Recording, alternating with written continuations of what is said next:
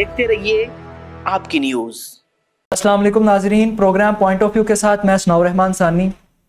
नाजरीन, दुनिया की सबसे बड़ी खुली जेल गज़ा के अंदर होने वाली बर्बरियत और जुल्म को कुछ वक्फे के लिए रोक दिया गया है और इसको बिलाशुबा फ़लस्तीनी अपनी एक जीत के तौर पर मना रहे हैं। लेकिन यहाँ पर एक अहम नुक्ता है जो हम सब के समझने के लिए ज़रूरी है।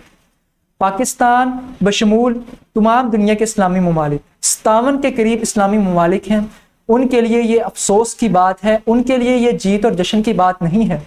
फ़लस्तीन के लिए एक ऐसी रियासत 6000 मुरब्बा किलोमीटर के ऊपर मुश्तमिल दुनिया की वाहिद रियासत जिसके पास कोई भी अपनी बर्री बहरी ज़मीनी कोई भी फ़ौज नहीं है, सिर्फ उसको अपने दाखिली मसाइल को हल करने के लिए कुछ पुलिस एहलकार दस्तयाब हैं। इसके अलावा ये दुनिया का शायद वाहिद मुल्क है। इसके अलावा भी एक तो ममालिक मौजूद हैं दुनिया में जिनके पास अपनी अफवाज नहीं हैं, लेकिन उनके दूसरे ममालिक के साथ दफाई नौयत के मजबूत तरीन मुआहिदे हैं। अगर उनके ऊपर किसी भी तरह का जुल्म या बर्बरियत या कोई भी दूसरा मुल्क दाखिली तौर पर या फौज कशी करता है तो उसके रिस्पॉन्स के तौर पर उन्होंने कुछ बैनुल-अक़वामी कंट्रीज़ के साथ, बैनुल-अक़वामी ताकतों के साथ मजबूत मुआहिदे कर रखे हैं। लेकिन फ़लस्तीन का मामला इससे बरक्स है। यही वजह है कि हर गुज़िश्ता हम तकरीबन 7 दहाइयों से देख रहे हैं कि 3-4 साल के बाद तकरीबन 40 से 50 दिन तक लगातार इसराइली फ़लस्तीनियों के खून मुस्लिम से खून की होली खेलते हैं। उनके खून को, उनके जिस्मों को, उनकी जानों को बेदरेग कत्ल किया जाता है और ये सिलसिला गुज़िश्ता कई सालों से बाकायदगी के साथ, तसलसल के साथ हम देख रहे हैं। इसकी यही वजह है कि फ़लस्तीन के पास ना ही तो कोई आर्मी है। तो नाजरीन, ऐसे हालात में, ऐसी कंट्री के अंदर अगर हम उसकी गुज़िश्ता माजी को देखें तो इसराइल ने 2014 में भी और उससे पहले भी 50-60 दिन तक लगातार खून की होली खेली। लेकिन उसके मुकाबले में सिर्फ 10 दिन के बाद, हालांकि ये 10 दिन किस तरह क़यामत सुगरा का मंजर पेश करते रहे, यहाँ तक कि अक़वाम मुत्तहिदा के सेक्रेटरी जनरल ने भी कहा कि अगर दुनिया में कोई जहन्नुम है तो फ़लस्तीन के बच्चों के लिए है। तो ऐसे हालात में हालांकि ये एक दिन भी काफ़ी था, तो 10 दिन जिस तरह से फ़लस्तीन के मुसलमानों ने गुजारे हैं ये उन्हीं का ही हौसला है। लेकिन फिर भी ये उनके लिए बिलाशुबा एक जीत ही है कि इसराइल जो पूरी कोशिश कर रहा था कि जब तक वो काफ़ी सारे मुसलमानों को, मुसलमान नौजवानों को कत्ल ना कर दे, शहीद ना कर दे, वो इस जंग बंदी को, इस नाम नहाद जंग को ख़त्म ना करे। लेकिन मुस्लिम कंट्रीज़ के ज़ोर के ऊपर और बहुत से दूसरी बैनुल-अक़वामी ताकतों के ज़ोर की वजह से उसको 10 दिन के बाद ही ये जंग रोकना पड़ी। लेकिन हम देख चुके हैं कि सिर्फ फजर की नमाज ही अभी मुसलमानों ने पढ़ी थी, लेकिन जोहर की नमाज जुमे के बाद दोबारा फिर, वैसे तो वो उन्होंने हमला नहीं किया लेकिन फिर भी दोबारा फिर शेलिंग की गई, उनको जुल्म और सितम का निशाना बनाया गया। ताहाल किसी हलाकत की खबर नहीं आई, लेकिन फिर भी इसराइलियों ने अपने उस गुस्से को, अपने उस जुल्म का मुजाहरा दोबारा फिर किया है। तो नाजरीन, हम ये बात कर रहे हैं फ़लस्तीन और इसराइल के ऊपर, लेकिन ये जो इस वक्त पूरी मुस्लिम उम्मा, सऊदी अरब, पाकिस्तान, तुर्की जैसी रियासतें इसको एक जीत के तौर पर मना रहे हैं, तो हमें खुद ही अपने मुंह के ऊपर एक नहीं, दो नहीं, 4-4 तमाचे मारने चाहिए। सऊदी अरब जिसके पास आप ये कह सकते हैं कि रॉयल सिक्योरिटी लैंड फोर्सेस के नाम के ऊपर तकरीबन 3 लाख के करीब फोर्सेस हैं, 2.5 लाख के करीब फोर्सेस मौजूद हैं। पाकिस्तान जो कि एक वाहिद दुनिया की सुपर पावर है और उसके मुकाबले दुनिया की 8वीं बड़ी एटॉमिक पावर है। इसके अलावा उसके पास दुनिया की 10 सरे फहरिस्त ममालिक में शामिल आर्म फोर्सेस मौजूद हैं। इसके अलावा 57 पाकिस्तान के अलावा इस्लामिक रियासतें मौजूद हैं। इतनी ज़्यादा तादाद में होने के बाद भी मुसलमान और दुनिया की दूसरी बड़ी आबादी मुस्लिम आबादी है, सबसे ज़्यादा दुनिया में ईसाई मज़हब से ताल्लुक़ रखने वाले लोग मौजूद हैं।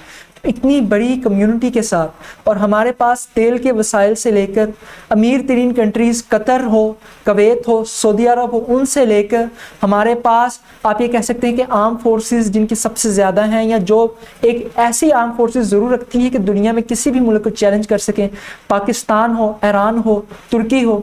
तो नाजरीन, वसाइल की बात हो या अफराद की बात हो, फ़ौज की बात हो या फिर पैसे की बात हो, मईशत की बात हो, तो अगर ये कंट्रीज़ का हम मुआवजा करें दूसरी कंट्रीज़ के साथ तो किसी भी चीज़ की किसी भी कंट्री में कमी नहीं है।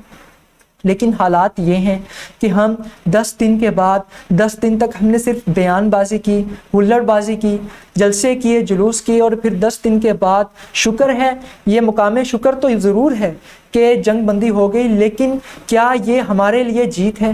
کیا اتنی پاورفل کنٹریز کے لیے یہ واقعی جنگ بندی ہو جانا جیت ہے؟ کیا ہم اتنے مسلمانوں کے خون کا ضائع ہو جانے کو روک دینے کا نام ہی صرف ایک جنگ بندی کہہ کر اور کسی بھی ایک انسان کا ہم بدلہ نہ لے سکیں اور اس کو جنگ بندی کو ہم فتح کہیں تو یہ ہمارے منہ کے اوپر پڑتی ہے یہ بات؟ تو ناظرین، یہ ہمارے منہ کے اوپر بالکل نہیں پڑتی۔ فلسطین جو بغیر کسی فوج کے، اگر ہم اسرائیل کو دیکھتے ہیں، اسرائیل کے پاس تقریباً اگر ہم اس کی فوج کا موازنہ کریں تو 1,70,000 فوج موجود ہے۔ اس کے علاوہ محفوظ فوج کی تعداد 4,65,000 ہے۔ اس کے علاوہ اسرائیل کا ہر فرد، تقریباً اسرائیل کی 1 کروڑ کے قریب آبادی ہے، اور اسرائیل کا ہر فرد آرمی کا ٹرین یافتہ ہے، اور 15 لاکھ نوجوان ایسے ہیں جو کسی بھی وقت، کسی بھی لمحے ہر طرح کی مسلح کارروائی کرنے کے لیے تیار ہیں۔ اس کے مقابلے میں فلسطین کی آبادی صرف 51 لاکھ ہے، اور اگر ہم غزہ کی پٹی کی بات کریں جس کے اوپر تقریباً 11 لاکھ سے زائد مسلمان اپنی زندگی کے دن گزار رہے ہیں، یہ کھلی جیل ہے۔ اس کے ایک طرف تو بحیرہ روم ہے، ایک طرف اسرائیل کی مغربی سرحد ہے، اور ایک طرف مصر کا علاقہ ہے۔ تو یہ ایک بالکل باریک سی پٹی بن جاتی ہے جس کے اوپر 11 لاکھ سے زائد مسلم امہ اس وقت سانس لے رہی ہے اور اسرائیل کے ظلم و ستم کو برداشت کر رہی ہے۔ ناظرین، حالات یہ ہیں، ایک طرف اتنا زیادہ اسٹرانگ کنٹری ہے، دوسری طرف بالکل ایک ایسا ملک ہے جس کے پاس کوئی بھی اسلحہ نہیں ہے۔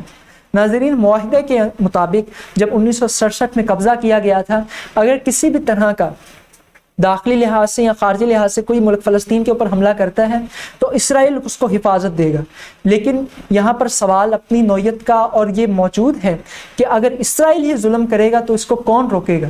یہی وجہ ہے کہ اسرائیل ظلم کر رہا ہے، بربریت کا نشانہ بنا رہا ہے، لیکن کوئی بھی اس کو روک نہیں رہا۔ حالات یہ ہیں کہ جرمنی کے وزیر خارجہ تک نے بھی حالیہ دنوں میں اسرائیل کے پرائم منسٹر سے دوبارہ بات کی ہے، اور انہیں اس بات کے ایک طرح سے آپ کہہ سکتے ہیں کہ شرح دی ہے اور ان کو اپنی حمایت کا اعلان کیا ہے کہ اسرائیل اپنے دفاع کا بالکل ایک حق رکھتا ہے۔ ناظرین، اگر ہم یہ دفاع کی بات کریں، یہ جو پیشگی حملے کیے جا رہے ہیں، اسرائیل نے جو بڑی بڑی عمارتوں کو لمحوں میں ملیا میٹ کر دیا ہے، جو 2000 سے زائد لوگوں کو شدید زخمی کر دیا ہے، اور اس کے ساتھ ساتھ تقریباً شہید ہونے والے افراد کی تعداد 232 ہے فلسطینیوں کی اگر ہم بات کریں، اور ان میں صرف 65 بچے، اگر ہم بچوں کی بات کریں تو 65 معصوم بچے تک شامل ہیں۔ ناظرین، حالات یہ ہیں۔ دوسری طرف صرف 112 اسرائیلیوں کے قتل ہونے جانے کی اطلاعات ہیں۔ تو ناظرین، اتنے ظلم و ستم کے بعد بھی ہم دیکھتے ہیں کہ کوئی بھی کنٹری اس میں نہیں کودی، الٹا جرمنی نے اور امریکہ نے یہ بیان دیے، اور یہاں تک کہ امریکہ نے اقوام متحدہ کو اپنے بیان دینے سے بھی روکتا رہا۔ 3 بیانات امریکہ کے ویٹو کیے، اور اس جنگی جرائم کو، بربریت کو انہوں نے سپورٹ کیا، پوری طرح سے اسرائیل کو سپورٹ کیا ہے۔ ناظرین، حالات یہ ہیں کہ جو امریکہ نے ایک آپ کہہ سکتے ہیں کہ جنگی حکمت عملی اختیار کی، انہوں نے افغانستان پر حملہ کیا اور عراق پر حملہ کیا۔ عراق پر حملہ کرنے کی وجوہات انہوں نے یہ بیان کی تھی، اور یہ جو ٹرم یوز کی جا رہی ہے پیشگی حملہ، یعنی کہ اپنے دفاع کے لیے، ایسے کنٹری سے دفاع کے لیے جس سے ان کو خطرہ ہو، ان کے اوپر پہلے ہی حملہ کر دیتے ہیں، اور اس کو پیشگی حملہ کیا جاتا ہے۔ عراق پر حملہ کیا گیا کیمیائی ہتھیاروں کا نام لے کر، لیکن صدام حسین تک کو پھانسی دے دی گئی، عراق کو ملیا میٹ کر دیا گیا، ٹھیک ہے، لیکن آج تک وہاں سے کیمیائی ہتھیاروں کا برآمد ہونا ثابت نہیں ہو سکا۔ افغانستان پر حملہ کیا گیا، 20 سال تک افغانستان کی عوام کو جنگ کے اندر رکھا گیا۔ اس سے پہلے رشیا کو اپنے ایک حریف کو ختم کرنے کے لیے، اپنے ایک اگینسٹ کنٹری کو امریکہ نے ختم کرنے کے لیے میدان چوز کیا، مسلم کنٹری کا، افغانستان کا، اور پاکستان سمیت دوسرے کئی ممالک کے اوپر ایک زبردستی کی جنگ مسلط کر دی گئی۔ ہم دیکھتے ہیں کہ اگر یہ بڑی بڑی کنٹریز آپس میں کسی لڑائی کو لڑنا بھی چاہتے ہیں تو یہ میدان ایسا استعمال کرتے ہیں، وہ شام کا میدان ہو یا پھر افغانستان کا ہو، جس میں الٹیمیٹلی نقصان ان کا ہو یا نہ ہو لیکن مسلمانوں کا ضرور ہوتا ہے۔ اسی طرح یہی پیشگی حملے کی ٹرم کو آگے لے کے جاتے ہوئے اسرائیل نے بھی فلسطینیوں کے اوپر یہ جو حملے کیے ہیں، وہ ان کا ایک طرح سے جو جواز، کھسا پٹا اور خود ساختہ نام نہاد جواز جو پیش کر رہا ہے وہ کیا ہے؟ ناظرین، وہ وہی جواز ہے وہ کہتے ہیں کہ یہ پیشگی حملے ہیں، ہم صرف دفاع کے لیے کر رہے ہیں۔ دوسری طرف حماس نے، ناظرین یہاں پر ایک اہم بات ہے جس کے اوپر ہمیں خصوصی توجہ دینے کی ضرورت ہے۔ اس بات میں کوئی شک نہیں کہ جب ایک کنٹری اور خاص طور پر اسرائیل جو کہ ظلم و ستم کے آپ کہہ سکتے ہیں کہ انبار لگا رہے ہیں، پہاڑ کھڑے کر چکے ہیں، انہوں نے زمین کو ایک طرح سے ٹہلا دیا ہے، تو اس کے نتیجے کے طور پر جب فلسطینی قیادت کوئی بھی بڑی بحری فوج نہیں رکھتی تو بہت سی دوسری تنظیمیں موجود ہیں، مسلح تنظیمیں موجود ہیں جو کہ اپنی اپنی مقام کے اوپر اسرائیل کے اگینسٹ کارروائیاں کرتی ہیں، جن میں حماس بھی ظاہری بات ہے کہ شامل ہے۔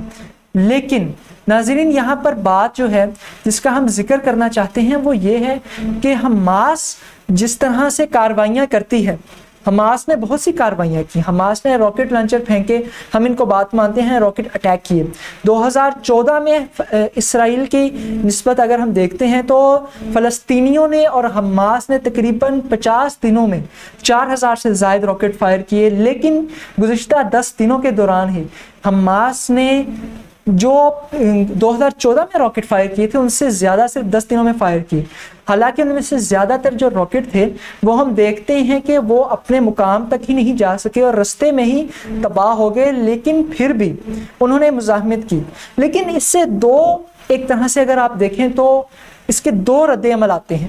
ایک تو بلا شبہ حماس نے اسرائیل کو ایک ٹاسک دے دیا، سرپرائز کیا اور مزاحمت کی، لیکن اس کا جو الٹیمیٹلی نقصان ہوتا ہے کیونکہ حماس ایک تنظیم ہے، اس کے علاوہ بہت سی دوسری تنظیمیں موجود ہیں جن کے سیاسی ونگ بھی ہیں، وہ بلا شبہ ان میں کچھ بہت ہی زیادہ مخلص بھی ہیں اور وہ فلسطینیوں کی حفاظت، اپنی قوم کی حفاظت کر رہی ہیں۔ لیکن جب حماس اس طرح حملہ کرتا ہے تو ہم دیکھتے ہیں کہ جو یہ کنٹریز ہیں، حالانکہ ان کنٹریز کی تعداد بہت کم ہے، امریکہ ہے، جرمنی ہے، جنہوں نے نہ صرف امریکہ نے امداد تقریباً ہم دیکھ رہے ہیں گزشتہ کئی سالوں سے ہر سال ڈالرز میں امداد کر رہا ہے اسرائیل کی، اور ویٹو تک کر رہا ہے اقوام متحدہ کے فیصلوں کو اور عالمی فوجداری عدالت کو بھی۔ جی ناظرین، عالمی فوجداری عدالت نے جب صرف تحقیقات کا اعلان کیا تھا تو اس کو بھی انہوں نے روکنے کی کوشش کی ہے اور امریکہ نے اس کی پرزور حمایت کی۔ تو ہم دیکھتے ہیں کہ جب حماس یا اس طرح کی دوسری دہشت گرد تنظیمیں بقول یورپی یونین کے کچھ کنٹریز کو، امریکہ کے، ان کو دہشت گرد تنظیمیں کہتے ہیں، تو جب اپنے دفاع کے لیے یہ تنظیمیں سامنے آتی ہیں تو یہ ایک ٹرم دیتے ہیں پیشگی حملہ کہ اسرائیل کو اپنے ملک کی دفاع کے لیے ضرورت یہ ہے کہ وہ حماس کو ختم کرنے کے لیے حملہ کرے، اور وہ پھر حماس اور اسرائیل کا مقابلہ نہیں بناتے۔ ناظرین یہ جو بات ہم آپ کے گوش گزار کرنا چاہتے ہیں، اصل میں اگر ہم دیکھیں تو فلسطین پورے تو مزاحمت نہیں کر رہے، وہ تو صرف احتجاج یا دھرنے دے رہے ہیں۔ اصل مزاحمت حماس یا اس طرح کی دوسری تنظیمیں کر رہی ہیں جو کتنی کی مضبوط ہیں، بہت کمزور تنظیمیں ہیں اگر ہم اسرائیل کے ساتھ ان کا موازنہ کریں۔ لیکن یہ عیار ممالک اس طرح سے ہمارے سامنے تصویر بنا رہے ہیں۔ یہ کیا تصویر بنا رہے ہیں؟ یہ تصویر بنا رہے ہیں کہ اسرائیل اور فلسطین آمنے سامنے ہیں۔ ناظرین وہ فلسطین جہاں پر تقریباً 90% سے زائد عرب لوگ موجود تھے، لیکن آج وہ اسرائیل کی اس سازش کا شکار ہو چکے ہیں۔ کون سی سازش؟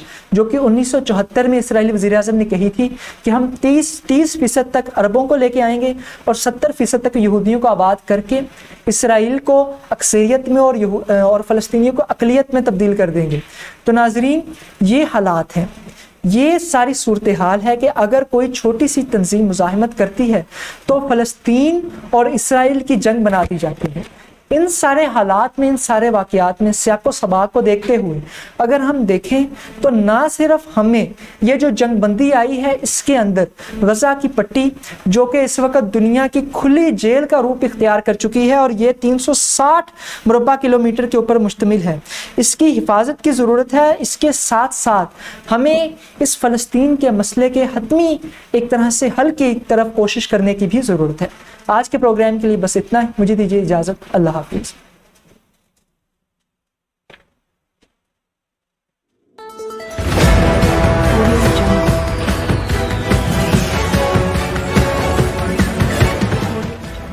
دیکھتے رہیے آپ کی نیوز۔